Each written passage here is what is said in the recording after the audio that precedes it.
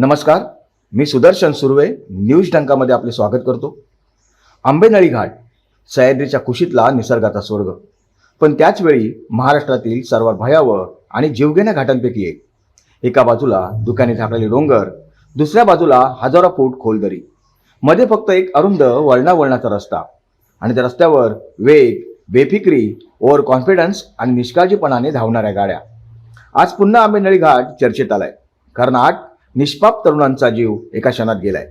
पर्यटन करून हसत खेळत कोकणाचा आनंद घेऊन परतणारे तरुण घरापर्यंत पोहोचलेच नाहीत. काळाने त्यांना घाटातच गाठलं. हा फक्त अपघात नाहीये, हा इशारा आहे, हा धक्का आहे, आणि हा प्रश्न आहे, आपण अजून किती मृतदेह दरीतून बाहेर काढणार आहोत. कोकणात येणाऱ्या अनेक पर्यटकांची सर्वात मोठी चूक काय असते माहिती आहे? त्यांना वाटतं रस्ता म्हणजे रस्ता. पुणे, सातारा, सांगली, सोलापूर, कराड या भागातील सरळ महामार्गावर गाडी चालवण्याची सवय असलेले चालक जेव्हा कोकणात येतात तेव्हा त्यांना वाटतं इथेही तसंच ड्रायव्हिंग चालेल. पण कोकणात रस्ता हा वेगळा आहे. इथं प्रत्येक वळण धोकादायक आहे, प्रत्येक उतार जीवघेणा आहे, प्रत्येक सेकंद चालकाची परीक्षा घेत असतो. हा रस्ता तुम्हाला चुका माफ करत नाही.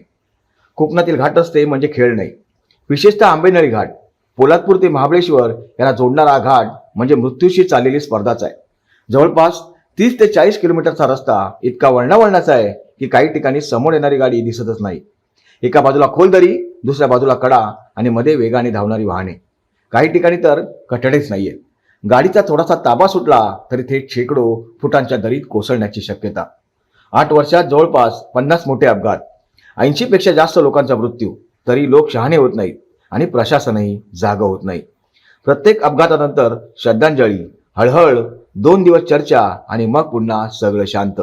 पण दरी मात्र रोज नवे बळी मागत राहते. सगळ्यात मोठा मुद्दा म्हणजे रात्रीचा प्रवास.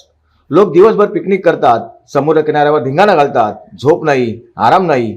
काही जण मद्यपान करतात, मग रात्री उशिरा चल आता निघू म्हणत घाट चढायला किंवा उतरायला सुरुवात करतात. इथूनच मृत्यूचा खेळ सुरू होतो. रात्री घाटात अंतराचा अंदाज येत नाही. समोर धोके, काळोख, तीव्र वळणं, आणि त्यात वेग. काही चालकांना घाट ड्रायव्हिंगचा अनुभवच नसतो, तरी ते गाडी भरधाव हाकतात, ओव्हरटेक करतात, मोबाईलवर बोलतात, गाडीत मोठमोठ्याने गाणी लावतात, मित्रांची मस्करी, रील्स, व्हिडिओ, आणि 1 सेकंदात सर्व संपतं. रात्री समोरून येणाऱ्या गाड्यांचा हायबीम हा घाटातील आणखी एक मोठा धोका आहे. काही सेकंद डोळ्यासमोर पांढरा प्रकाश पडतो, आणि त्या काही सेकंदात चालकाला रस्ता, वळण की दरी आहे हे काही दिसत नाही. आज अनेक चालक पूर्णपणे GPS वर अवलंबून असतात, पण घाटात गुगल मॅप्स तुम्हाला फक्त रस्ता दाखवतो, समोरचं संकट नाही. नकाशा पाहता पाहता लक्ष एका सेकंदासाठी रस्त्यावर हटतं, आणि तोच सेकंद जीवावर बेततो. लोक एक मोठी चूक करतात. आम्ही सर्व एक्सपर्ट ड्रायव्हर आहोत, पण घाटात तुमचा एक्सपर्टपणा चालत नाही. सह्याद्री तुमचा अहंकार एका क्षणात चिरडतो. सपाट रस्त्यावर 120च्या वेगाने गाडी चालवणारा चालक घाटातही तसाच वेग ठेवतो, पण घाट म्हणजे महामार्ग नाहीये हे तो विसरतो. इथे प्रत्येक वळणावर मृत्यू दाबा धरून बसलेला असतो. घाटात सर्वात मोठी फसवणूक कोणती असेल तर ती अंतर आणि वेगाचा चुकीचा अंदाज. सपाट रस्त्यावर गाडी चालवणाऱ्या चालकांना घाटातील उतार, वळणं आणि दरीची खोली याचा अंदाजच येत नाही. रात्री तर हेडलाईटमध्ये रस्ता सरळ वाटतो, पण पुढच्या सेकंदाला समोर मृत्यूसारखं तीव्र वळण उभं असतं. आता जरा या ताज्या दुर्घटनेकडे बघा. साताऱ्यातील 8 तरुण दापोलीहून परतत होते, आनंदात होते, आयुष्य जगत होते. घरच्यांना वाटत असेल मुलं आता पोहोचतील, पण रात्री आंबेनळी घाटात स्कॉर्पिओवरील नियंत्रण सुटलं आणि गाडी थेट 800 ते 1000 फूट दरीत कोसळली. कल्पना करा त्या क्षणाची. काही सेकंदात सगळं संपलं. ना मदतीची संधी, ना जगण्याची. गाडी अक्षरशः दरीने गिळली. ही पहिलीच वेळ नाहीये. 2018 मध्ये कोकण कृषी विद्यापीठाची बस याच घाटात कोसळली. 30 जण जागीच गेले. संपूर्ण महाराष्ट्र हादरला होता. पण त्यानंतर काय झालं? काही नवीन RCची सुरक्षा भिंती उभ्या राहिल्या का? प्रत्येक धोकादायक वळणावर मजबूत क्रॅश बॅरियर्स लावले का? रात्रीच्या प्रवासावर नियंत्रण आणलं का? घाटात स्पीड मॉनिटरिंग सिस्टीम बसवली का? उत्तर काय तर नाही. सरकारलाही प्रश्न विचारलेच पाहिजेत, कारण हा फक्त चालकांचा दोष नाहीये.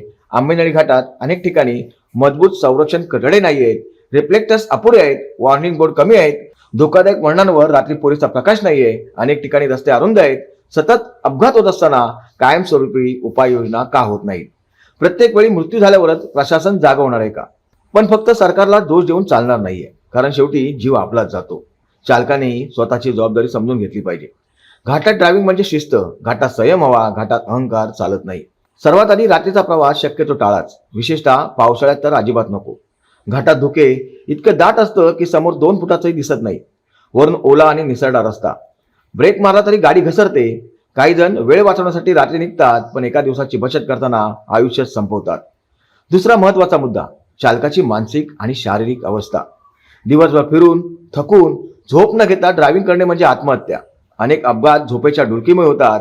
काही सेकंद डोळा लागला तरी गाडी खोल दरीत जाते. म्हणूनच प्रोफेशनल ड्रायव्हर असेल तर त्याला विश्रांती मिळाली आहे काय पहा. त्याच्याशी सतत गप्पा मारू नका. ड्रायव्हिंग टिप्स देऊ नका. त्याला डिस्ट्रॅक्ट करू नका. सततची वळणं, अंधार, धोके, समोरून धावणारे ट्रक या सगळ्यामुळे चालक मानसिकदृष्ट्या थकतो आणि घाटात थकलेला मेंदू चुकीचे निर्णय घेतो. तिसरा मुद्दा, ओव्हर कॉन्फिडन्स. मला काही होत नाही हा विचार सर्वात घातक आहे.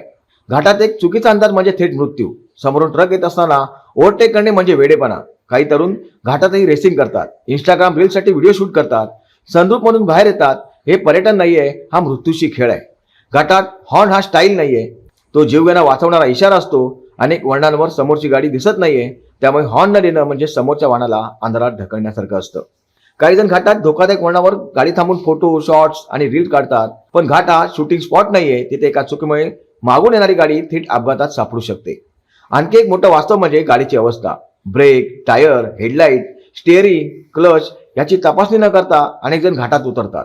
पण घाटात ब्रेक फेल झाला तर दुसरी संधी मिळत नाही. विशेषतः एसयूव्ही आणि मोठमोठ्या गाड्या वेगात नियंत्रण बाहेर गेल्या तर त्यांना थांबवणं अवघड होतं. अनेकांना घाटात ब्रेक कसे वापरायचे हेही माहीत नसतं. सतत ब्रेक दाबून घाट उतरलात तर ब्रेक गरम होतात आणि एका क्षणी पूर्णपणे निकामी होतात. घाटात चुकीचा ब्रेक म्हणजे थेट मृत्यूची सामना. घाट उतरताना फक्त ब्रेकवर अवलंबून राहणं धोकादायक असतं.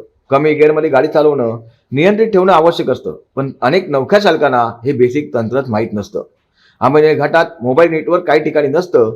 अपघात झाला तर मदत पोहोचायला उशीर होतो. दरी इतकी खोल की रेस्क्यू ऑपरेशन तासनतास चालतं. प्रतापगड ट्रेकर्स, स्थानिक ग्रामस्थ, रेस्क्यू टीम स्वतःचा जीव धोक्यात घालून मृतदेह बाहेर काढतात. विचार करा, एका चुकीमुळे किती लोक संकटात सापडतात. आता वेळ आली आहे कठोर निर्णयाची. आंबेनळी घाटात प्रत्येक धोकादायक वळणावर मजबूत RCC क्रॅश बॅरियर्स हवे, स्पीड कॅमेरा हवेत, फॉग वॉर्निंग सिस्टीम हवी, रिफ्लेक्टिव्ह मार्किंग हव्यात, प्रत्येक काही किलोमीटरवर रेस्क्यू पॉइंट्स हवेत, पावसाळ्यात विशेषतः नियंत्रण कक्ष हवा आणि सर्वात महत्त्वाचं, घाटात वेग मर्यादा तोडणाऱ्यांवर कठोर कारवाई झाली पाहिजे. पण कायदा कितीही करा, शेवटी स्टिअरिंगवरचा माणूस शहाणा हवा. कारण अपघातानंतर बातमी होते, फोटो व्हायरल होतात, श्रद्धांजली दिली जाते, पण घर उद्ध्वस्त होतं. त्या कुटुंबाचं, आईचा मुलगा जातो, बहिणीचा भाऊ जातो, पत्नीचा नवरा जातो, लहान मुलांचं वडिलांचं छत्र हरवतं, पर्यटन संपतं, आयुष्य संपतं. आंबेनळी घाट सुंदर आहे, पण तो मजा करण्याची जागा नाहीये. तो आदराने पार करायचा रस्ता आहे.